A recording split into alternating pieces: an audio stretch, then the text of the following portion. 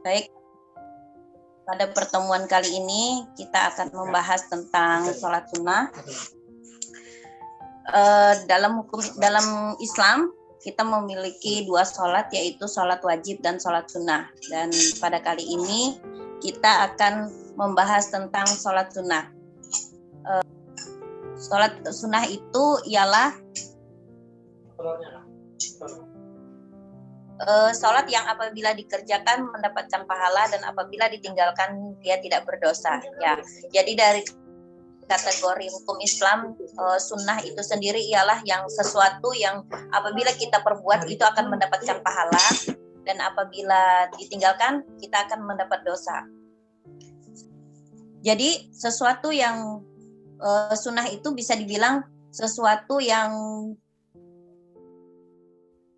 kita kerjakan kita akan mendapat pahala, dan kalau kita tinggalkan maka itu tidak akan menjadi dosa buat kita.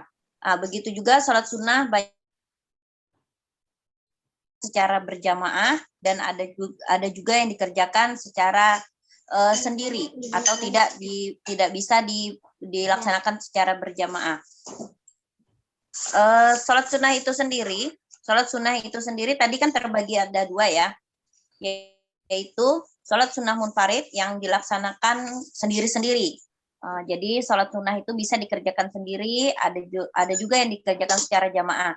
Sekarang kita akan membahas tentang sholat sunnah munfarid, yaitu sholat sunnah yang dikerjakan sendiri-sendiri.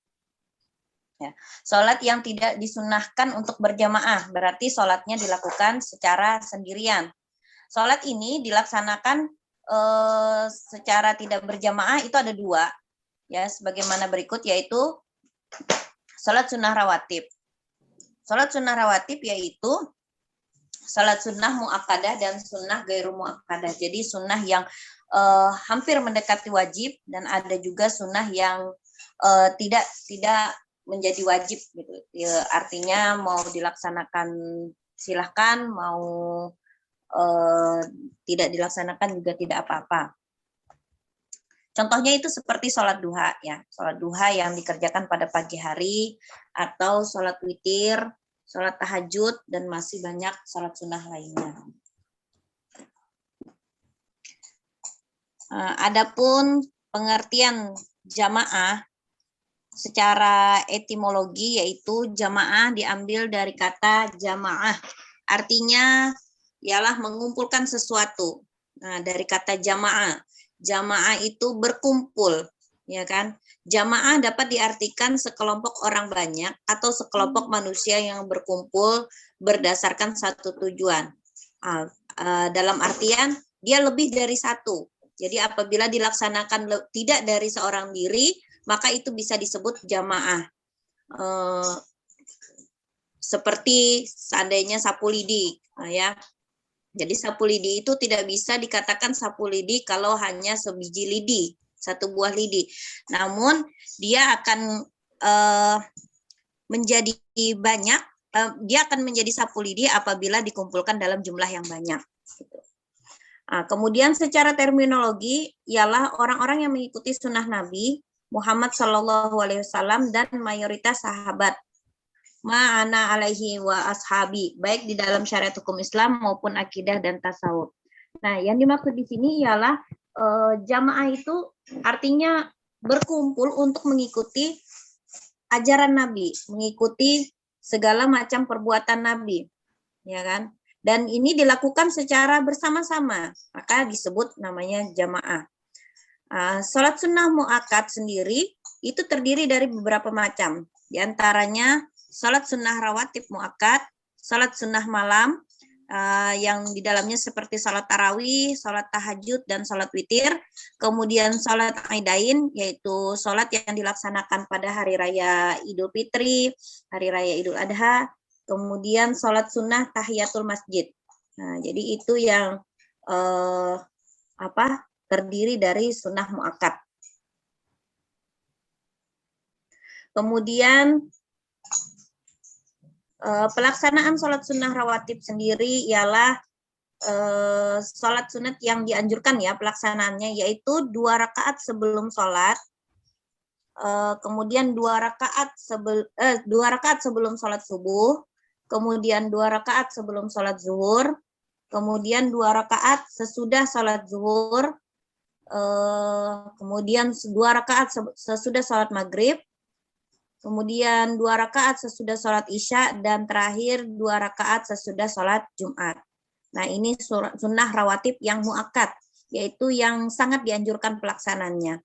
Nah, sedangkan yang kurang ditekankan, artinya dia boleh dilaksanakan, bagus dilaksanakan, tapi tidak terlalu ditekankan. Yaitu apa? 4 rakaat sebelum zuhur, ya. 4 rakaat sebelum zuhur, kemudian 4 rakaat sesudah zuhur. Jadi tidak lagi 2, menjadi 4 rakaat sesudah zuhur ataupun sebelum zuhur. Kemudian 4 rakaat sebelum asar. Kemudian 2 rakaat sebelum maghrib, dan terakhir 2 rakaat sebelum sholat isya. Artinya mau dilaksanakan boleh-boleh saja, namun ini tidak terlalu dianjurkan. Jadi sholat sunnah itu ada banyak. Ya, jadi macam-macamnya kalau bisa dibedakan secara berjamaah ataupun munfarid yang sendiri. Adapun sholat yang berjamaah, sholat sunnah yang berjamaah itu seperti sholat Idul Fitri dan sholat Idul Adha, sholat khusuf, ya artinya sholat gerhana matahari, sholat khusuf artinya sholat gerhana bulan, kemudian sholat istisqa, meminta hujan, sholat tarawih, kemudian sholat witir. Nah, itu yang bisa dilaksanakan secara berjamaah, artinya tidak bisa sendiri, ya. Dan yang munfarid itu seperti sholat rawatib, sholat duha, rawatib tadi yang dilaksanakan sebelum atau sesudah sholat wajib, ya. Kemudian sholat duha, sholat hajat, sholat istikharah, sholat tasbih, sholat tahiyatul masjid, dan sholat mutlak. Nah, jadi itu yang dilaksanakan secara sendiri. Jadi berjamaah itu masih banyak macamnya. Kita kembali lagi ke bahasan yang pertama tadi, ya. Sholat sunnah itu tadi yang bersamaan, ya, artinya yang mendampingi sholat fardu. Jadi dalam hadis Ibu pernah baca bahwa sholat sunnah itu merupakan sayap dari supaya burung itu bisa terbang, diibaratkan seperti sayap, sehingga ketika kita sudah melaksanakan sholat wajib, maka disempurnakan dengan sholat sunnah, ya. Karena sholat sunnah ini termasuk penyempurna ibadah kita, ya, penyempurna sholat kita, yang membuat sholat kita itu bisa dihitung sebagai lebih banyak lagi pahalanya, ya. Jadi di sini ada pertanyaan tentang apakah sah sholat tahajud kalau belum tidur, Bu. Jadi dalam hadis pernah dikatakan bahwa syarat untuk melaksanakan sholat tahajud kita sudah beristirahat. Jadi tips dari cara Nabi bahwa kita lebih mendinikan untuk tidur malam. Contoh, Nabi Muhammad itu mendinikan tidur malamnya di habis isya, ya, sehabis sholat isya, agar beliau bisa terbangun untuk melaksanakan sholat tahajud. Jadi punya banyak waktu dan tubuh sudah dalam keadaan fresh. Nah, jadi alangkah baiknya kita tidur dulu untuk sebelum sholat tahajud. Kemudian pertanyaan dari Zakia, untuk sholat hajat baiknya dilakukan ketika kapan, Bu? Dan niatnya seperti apa? Nah, sholat hajat itu kita laksanakan ketika kita mempunyai hajat, ya, mempunyai keinginan. Contoh saja, ketika kita ingin mencapai sesuatu, misalnya kita ingin lulus dalam tes PNS misalnya. Nah, alangkah baiknya kita melaksanakan sholat hajat, ya. Sholat hajat itu dilaksanakan bisa dengan bisa di siang hari, bisa di malam hari, ya.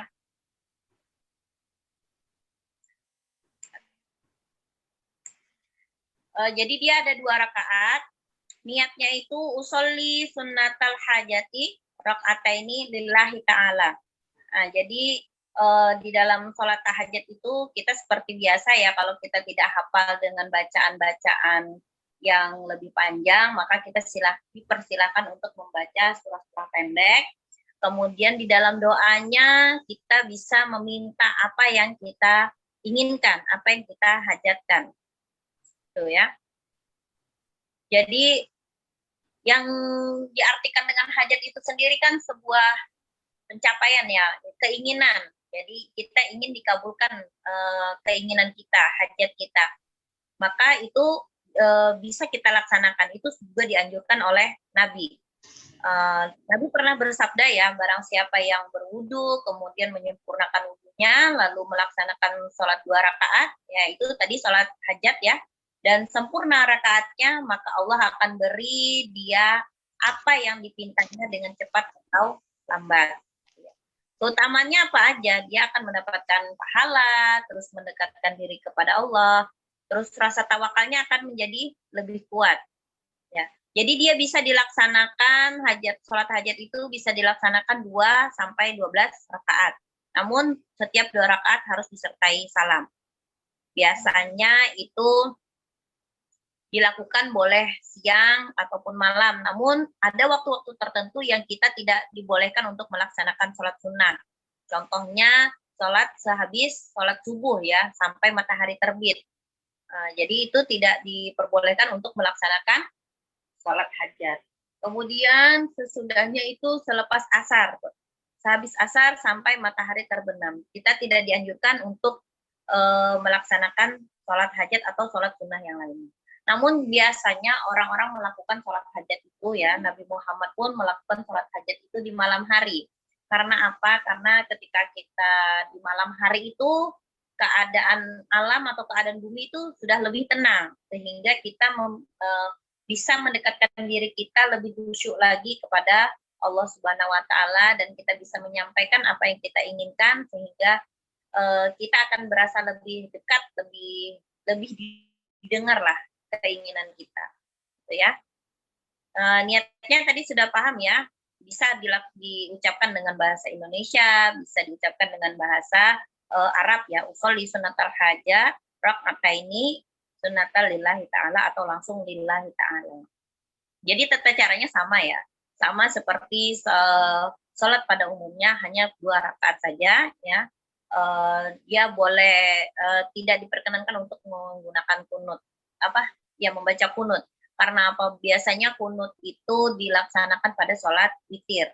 Nah, jadi sholat witir kan itu adalah sholat yang mengakhiri dari segala sholat sunat di malam itu ya, di hari itu.